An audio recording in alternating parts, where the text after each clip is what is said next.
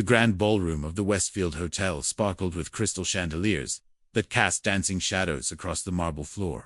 It was the kind of place where every surface gleamed with money, where the air itself seemed to cost more than most people made in a month. In the center of this palace of wealth stood a piano that had witnessed more proposals, celebrations, and tears than any instrument should. Tonight, it would witness something that would shake the very foundations of high society's carefully constructed walls.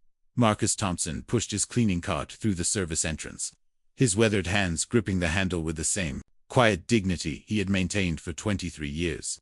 At 62, Marcus had cleaned these halls long enough to know that the wealthy rarely saw him as anything more than part of the furniture. His dark skin and janitor's uniform made him invisible to most, a ghost who appeared after hours to erase the evidence of their excess. But Marcus carried a secret that none of them could have imagined, a past that had been buried beneath years of necessity and survival. The ballroom was supposed to be empty at this hour. It was past midnight, and the engagement party for Nathaniel Blackwood, one of the city's youngest billionaires, had ended hours ago. But as Marcus entered through the service door, he heard voices. Loud, arrogant voices that echoed off the high ceiling. He recognized Nathaniel's voice immediately. The 35-year-old tech mogul had a way of speaking that made every word sound like it was worth $1 million. Tonight, though, his voice carried an edge of cruelty that made Marcus pause behind a pillar. "I'm telling you, Charlotte, it's the perfect test," Nathaniel was saying. His blonde fiancée, Charlotte Winters, stood beside him in a dress that probably cost more than Marcus made in 3 months. Around them gathered a small group of their wealthy friends, all holding champagne glasses that caught the light like liquid diamonds. "Any woman who wants to marry me needs to prove she's cultured, refined, talented, not just another pretty face looking for a payday."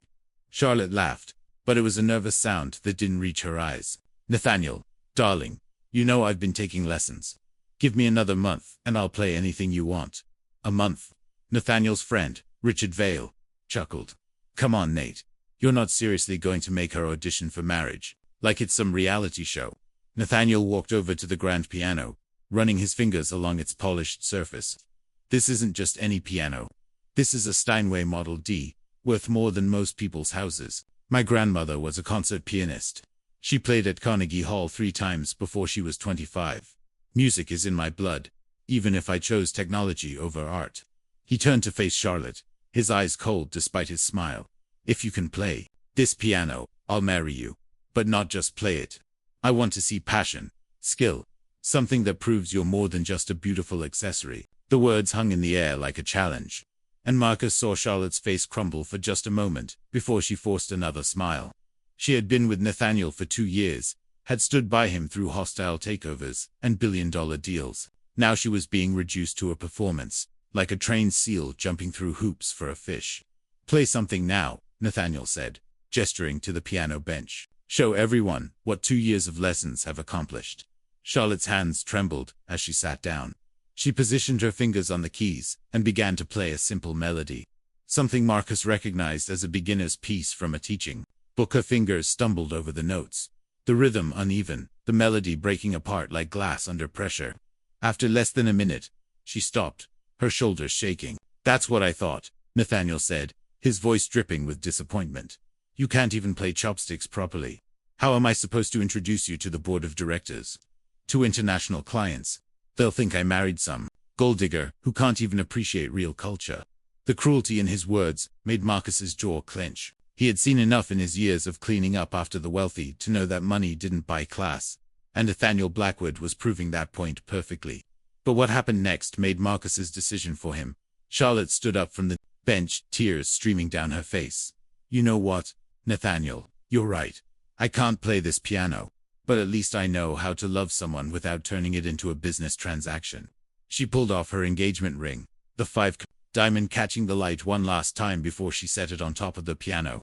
"Find yourself a concert pianist to marry. I'm done being your trophy." She walked out with her head held high, leaving Nathaniel standing there with his mouth open.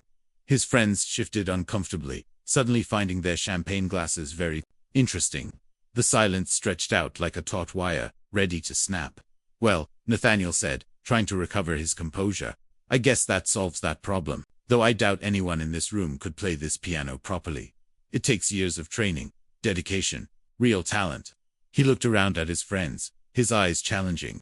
"Unless someone wants to prove me wrong, I'll make the same offer. To anyone. If you can play this piano, I'll marry you. Man or woman, I don't care. At least it would be interesting." His friends laughed nervously, but no one moved toward the piano. That's when Marcus made a decision that would change everything. He stepped out from behind the pillar, his janitor's uniform a stark contrast to the tuxedos and evening gowns around him. "Excuse me, Mr. Blackwood," Marcus said, his voice calm and steady. "I couldn't help but overhear. That's a beautiful instrument. Would you mind if I tried?" The room went silent. Nathaniel turned slowly, his eyes taking in Marcus's appearance. With barely concealed disgust. "I'm sorry. Who are you exactly?" "Marcus Thompson, sir. I clean this ballroom 5 nights a week. I've been admiring this piano for years." Richard Vale burst out laughing. "The janitor wants to play the Steinway. This should be entertaining. What's next?" "The parking attendant wants to conduct the symphony." Nathaniel held up his hand, a cruel smile playing at his lips. No, Richard, let him try. This should be ... educational." He turned to Marcus. "By all means, Mr. Thompson, show us what the cleaning staff can do. But when you embarrass yourself, I want you to remember that some things in life are simply beyond certain people's reach." Marcus nodded, understanding the insult perfectly. He had heard worse over the years. He walked to the piano with measured steps, his work boots making soft sounds against the marble floor. When he sat down at the bench, he took a moment to adjust his movements precise and practiced.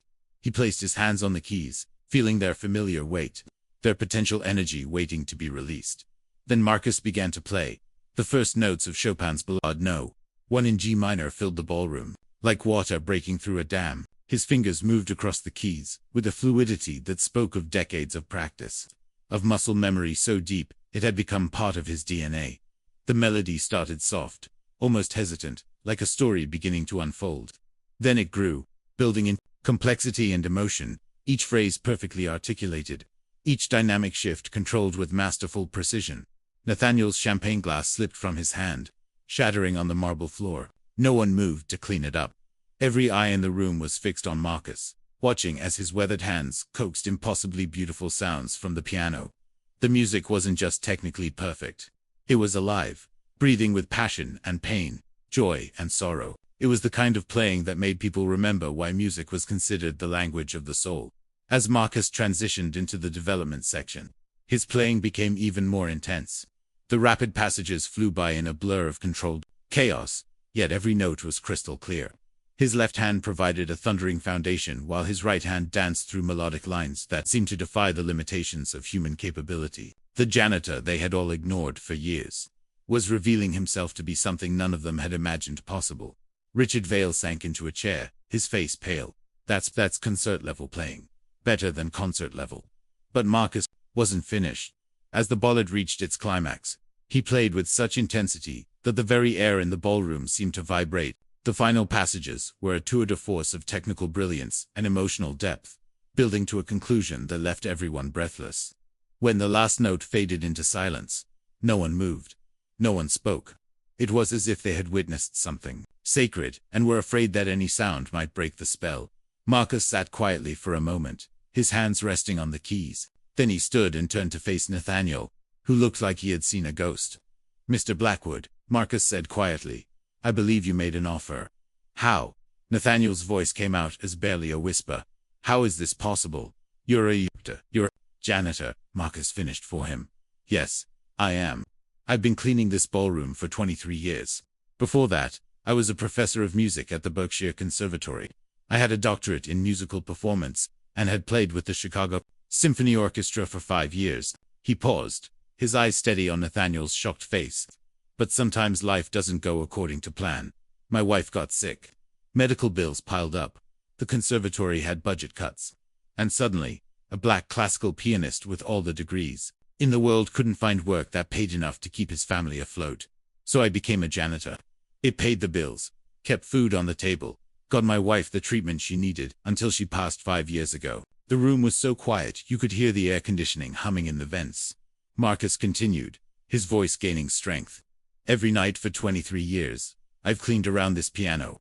Sometimes, when I was sure I was alone, I would play, just for a few minutes, Just to remember who I used to be. Or maybe to remember who I still am, underneath this uniform. Nathaniel's face had gone through several shades of red, and was now settling on a pale green. IDIDN. Single quotes, T. I mean, I never. You never thought to look beyond the uniform, Marcus said simply. You saw a black janitor, and made assumptions. Just like you saw a beautiful woman, and assumed she needed to prove her worth through some arbitrary test. You've spent so much time measuring people's value by their bank accounts, and their ability to perform for you, that you've forgotten something important. What's that? Nathaniel asked, his voice hollow. That everyone has a story. Everyone has depths you can't see from your tower of privilege. Charlotte loved you for who she was, told you were, not for what you could do for her. She didn't need to play this piano to prove her worth. Her worth was in her loyalty, her patience with your arrogance, her willingness to stand by you despite your flaws. Marcus walked back to his cleaning cart. And as for your offer, Mr. Blackwood, I'll pass. I've been married to the love of my life. She may be gone, but what we had was real. It wasn't based on tests or performances, or proving ourselves worthy. It was based on seeing each other, really seeing each other, for who we were. He began pushing his cart toward the service door, then stopped and turned back. Oh, and that piece I just played. Chopin wrote it when he was 25, heartbroken and far from home. He poured all his longing and pain into it. You might want to learn about that kind of passion, Mr. Blackwood. It's what makes us human. The service door closed behind Marcus with a soft click, leaving the group standing in stunned silence. Nathaniel stood frozen by the piano, staring at Charlotte's abandoned engagement ring, still sitting on its polished surface. The diamond seemed smaller now, somehow less impressive in the shadow of what they had just witnessed. Nathaniel, Richard said quietly, do you realize what just happened? That man could be playing at Lincoln Center. He could be teaching at Juilliard. Instead, he's cleaning our messes for minimum wage plus tips. Nathaniel didn't answer. He was thinking about all the times he had walked past Marcus in the hallways, never making eye contact, never acknowledging his existence. How many other Marcus Thompsons were out there, he wondered, hidden behind uniforms and service positions, their brilliance dimmed by circumstance and prejudice. The next morning arrived gray and drizzling, matching Marcus's mood as he arrived for his shift. He had said too much, revealed too much. 23 years of careful invisibility, shattered in 10 minutes of music and truth. He fully expected to find a termination notice in his locker, some excuse about inappropriate behavior or disturbing guests after hours. That's how it usually worked when someone like him stepped out of their assigned role. But instead, he found something else entirely. It was Charlotte, sitting on a bench in the employee break room, still wearing the same dress from the night before, though now wrinkled and tear-stained. She looked up when he entered, and Marcus saw recognition in her eyes. You're the one, she said. The one who played last night. I was in the hallway. I heard everything. Marcus set down his things carefully. Miss Winters, you shouldn't be back here. This is the employee area. Please, she said, call me Charlotte, and I need to thank you. What you said about worth, about being seen for who we really are. I needed to hear that.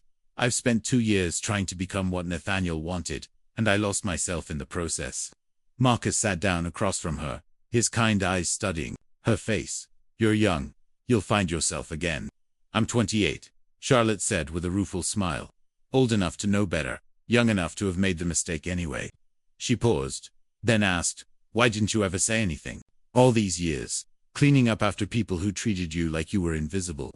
And you could have shown them at any time who you really were. Marcus was quiet for a long moment, choosing his words carefully. Pride is a luxury I couldn't afford. I had a wife who needed chemotherapy, medications that cost more than I made in a month. Later, I had her memory to honor, debts to pay from trying to save her. Playing piano doesn't pay the bills, unless you're one of the lucky few. Being a janitor does.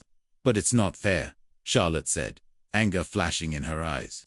You have more talent in your little finger than most of those people have in their entire bodies. Fair is another luxury, Marcus said gently.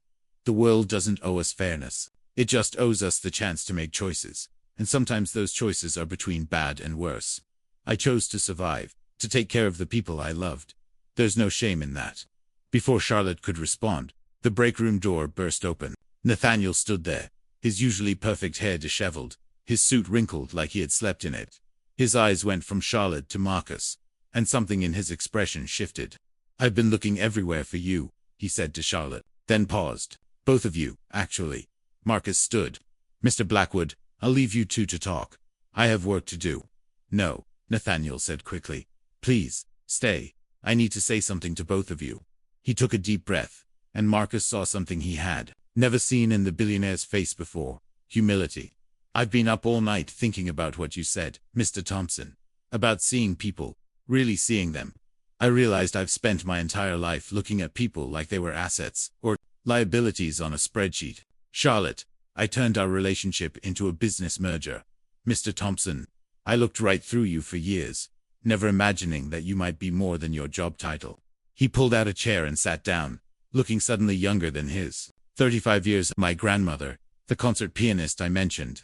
She died when I was 12, but before she died, she told me something I never understood until last night. She said that music isn't about perfect technique or impressing people. It's about touching souls, about connecting with something deeper than surface appearances. I thought I was honoring her memory by demanding musical excellence from anyone I married, but I was just using her legacy as another way to measure and control people." Charlotte was watching him with an unreadable expression. "Nathaniel, you can't just—" "I know," he interrupted. "I know I can't just apologize and make it all better. Charlotte, what I did to you was cruel and wrong.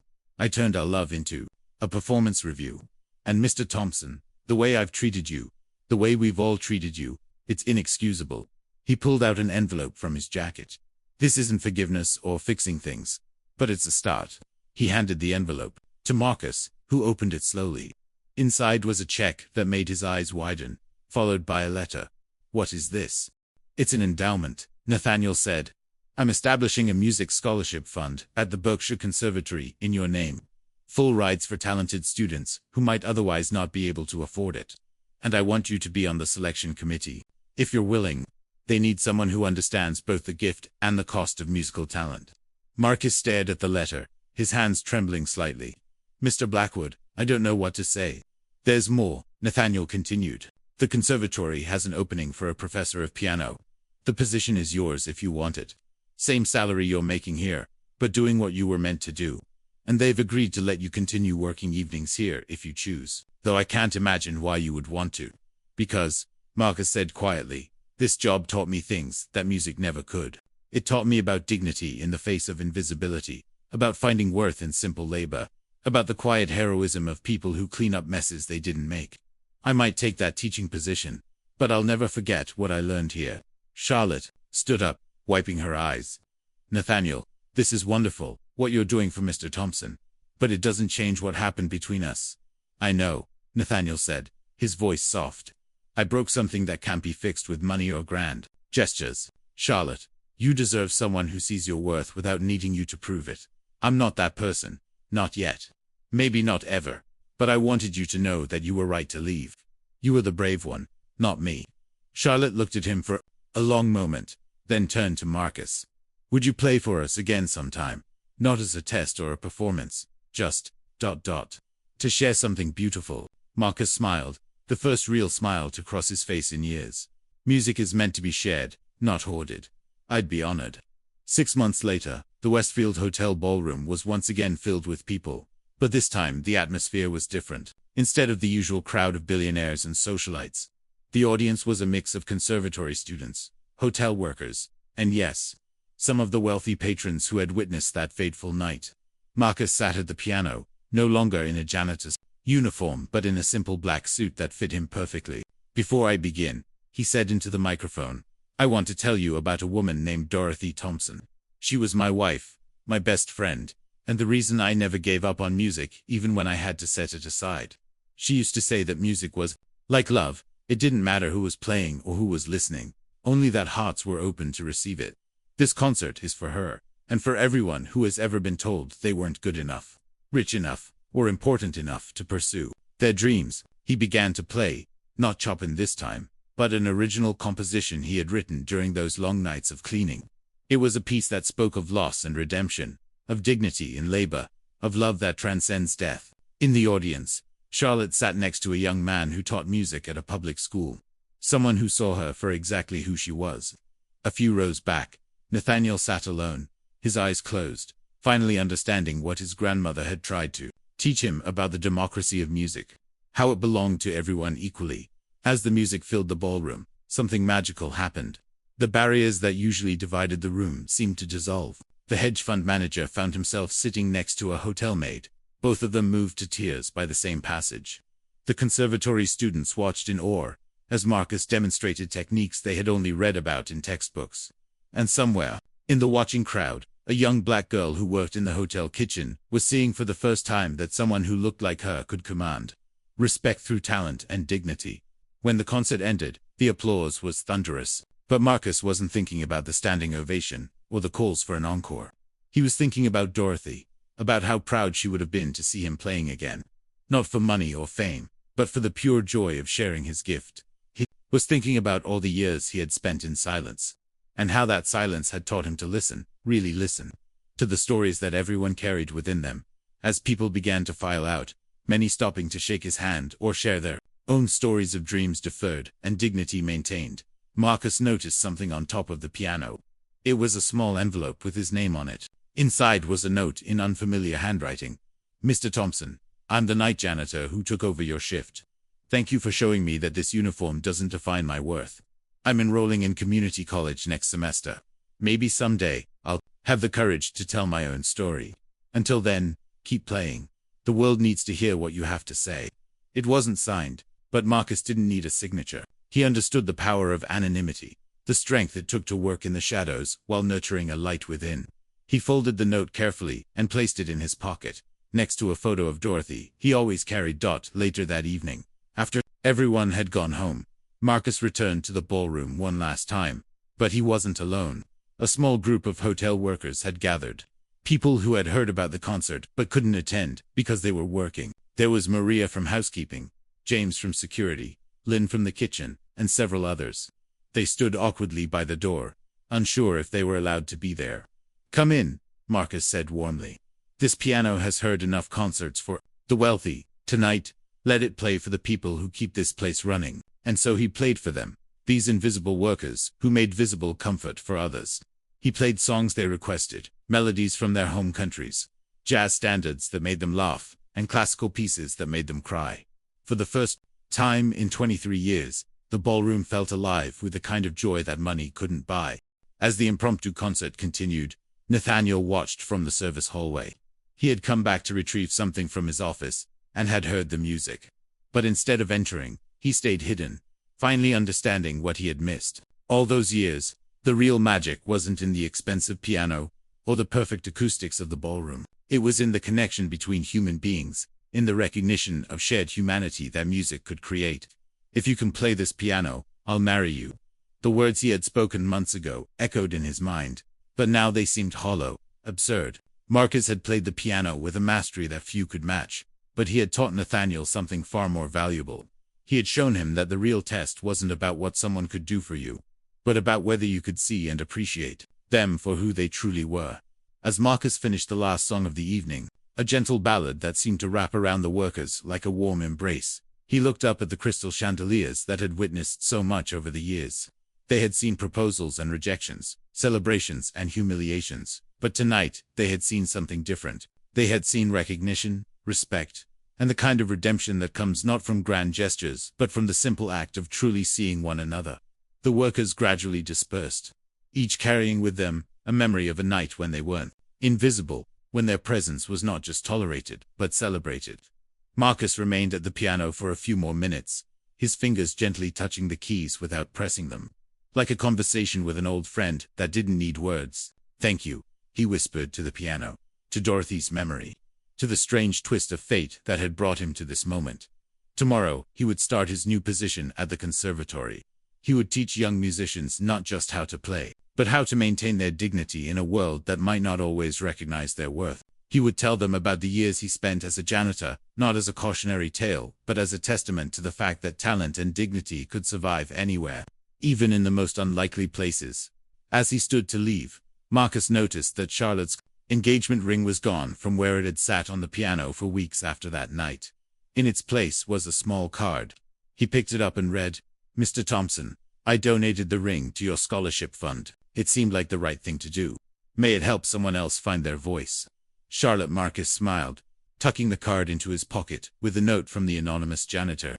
These small acts of grace, these moments of recognition and generosity, they were worth more than all the money in Nathaniel Blackwood's bank accounts. They were proof that people could change, that hearts could open, that the distance between a billionaire and a janitor could be bridged by something as simple and as complex as a piece of music.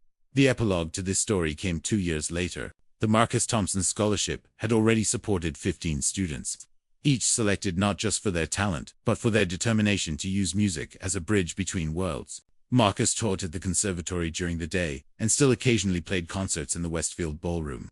But now the audiences were deliberately mixed, bringing together people from all walks of life. Nathaniel had stepped back from his company's day-to-day operations, focusing instead on philanthropy that addressed inequality in arts education. He never made another callous bet about marriage. And though he remained single, he had learned to value relationships for their emotional wealth rather than their social currency. Sometimes he would attend Marcus's concerts, sitting quietly in the back, still learning how to really listen.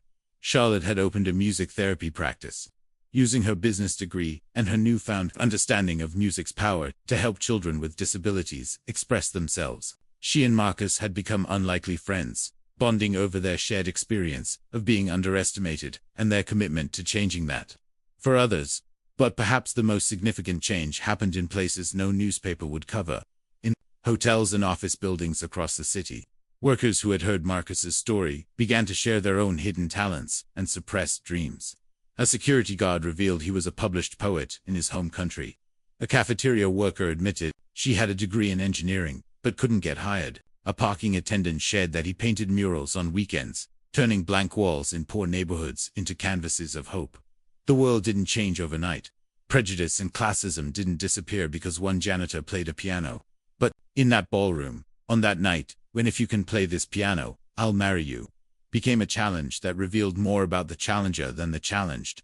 Something shifted. A small crack appeared in the wall that separated those who serve from those who are served. And through that crack, light began to shine. Marcus continued to play, to teach, and to clean when the mood struck him, because he had learned that there was dignity in all forms of honest work. He played for presidents, and for preschoolers, for socialites, and for the homeless, always with the same passion and respect. And sometimes, late at night, when the ballroom was empty, except for him and his memories, he would play Dorothy's favorite song and tell her about all the lives that had been touched by their story. The piano, that beautiful Steinway Model D, that had been the catalyst for so much change, remained in the ballroom. But now it carried a small plaque that read, "Music belongs to everyone. Play with your heart, listen with your soul, and remember that every person has a song worth hearing." And in a world that often forgot to listen, that message resonated far beyond the walls of the Westfield Hotel, reminding everyone who heard it that genius could wear a janitor's uniform, that love couldn't be tested like a job application, and that sometimes the most profound truths came from the most unexpected places. The story of the billionaire who mocked and the black janitor who played like a genius became legend. Not because it was unique, but because it revealed a truth that had always been there, waiting for someone brave enough to sit down at the piano and play.